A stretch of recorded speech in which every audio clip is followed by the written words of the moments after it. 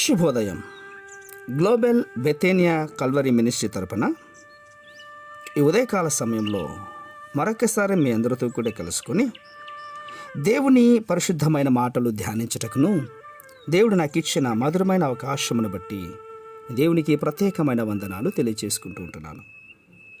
చూద్దాం, ఈరోజు కూడా పరిశుద్ధమైన వేద గ్రంథంలో నుండి మరొక చక్కటి మాటను చదువుతున్నాను. దయచేసి గమనించండి. గలాతీయులకు రాసిన పత్రిక 4వ అధ్యాయము 19వ వచనాన్ని నేను చదువుతున్నాను.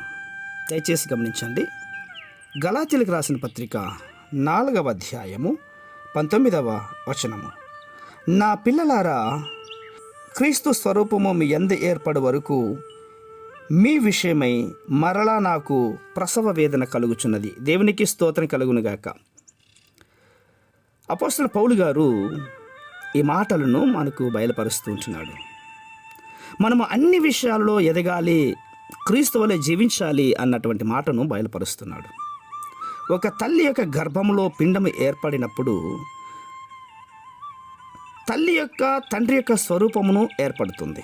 అలాగే యేసుక్రీస్తు యొక్క స్వరూపము నీ జీవితంలో ప్రారంభం అయిందా?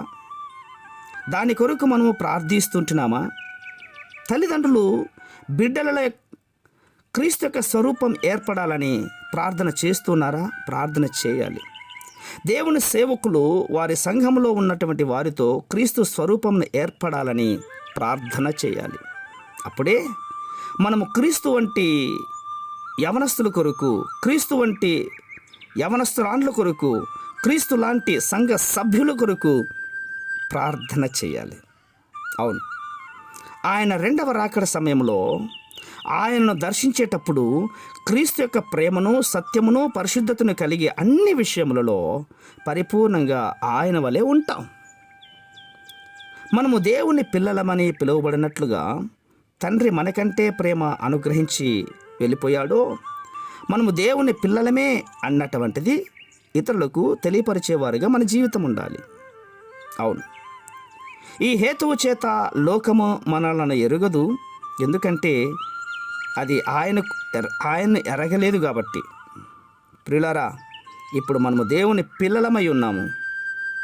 మనం ఇక ఏమవుతామో అది మనకు ఇంకా ప్రత్యక్షపరచబడలేదు, కానీ ఆయన ప్రత్యక్షమైనప్పుడు ఆయన ఉన్నట్లుగానే ఆయన చూస్తాం. కాబట్టి ఆయన పోలికలలో మనము ఎరిగి ఉన్నటువంటి వారిగా ఉండాలి. యేసుక్రీస్తు వలె జీవించడానికి ఇష్టపడాలి. ఆయన జీవించిన జీవితాన్ని మనం కొనసాగించాలి. క్రీస్తు యొక్క ప్రేమ, దయ, వెలుగు ఈ చీకటి లోకమునకు చూపించి అనేక మందిని క్రీస్తు వైపు తిప్పేవారుగా జీవించాలి.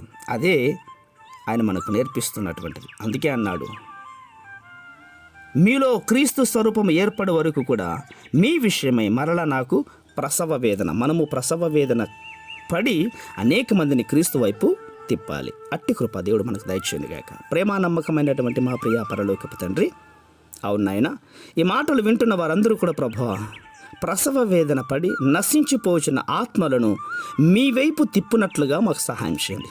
అట్టి కృప మీరు దయచేస్తున్నందుకే స్తోత్రాలు అర్పించుకుంటూ చిన్న ప్రార్థనను మా రక్షకులను యేసయ్య నంబట అడిగి వేడుకొని పొందించున్నాం మా తండ్రి. Amen, amen, amen.